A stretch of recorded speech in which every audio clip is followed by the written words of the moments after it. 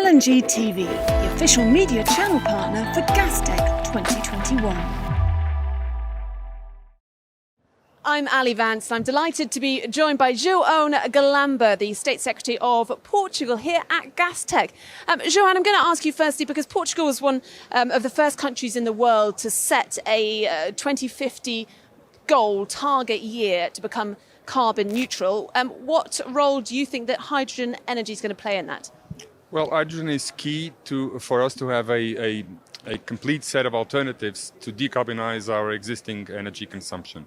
So electrification, of course, is still the priority, but hydrogen, mostly produced from green electricity, will allow us to decarbonize those areas where electrification is not a solution, either for technical reasons or for economic reasons, namely heavy industry and heavy transportation, road transportation, air transportation and sea transportation. And also it will play a role in long-term storage of electricity.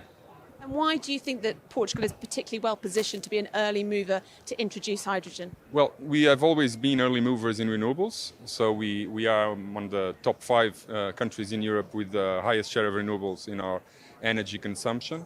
And we are, with Spain, the most competitive country in Europe for renewables. So when we did the auctions, we did an auction in 2019 and one in 2020, where Portugal had the lowest electricity price in the world, the solar price in the world. We beat Qatar and we beat Saudi Arabia. Now we were beaten by, I think, Saudi Arabia again, which we don't consider a loss because being defeated by a desert country, it's not really, it actually confirms that our results were excellent. So, and since power prices are the key driver of green hydrogen competitiveness, it was a logical step, moving from very high competitiveness in renewables and then understanding that hydrogen has a role to play and that Portugal, due to its renewable competitiveness in general, we are competitive in hydro, in wind, and very competitive in solar. It's the perfect mix to be the most competitive country in Europe for hydrogen production.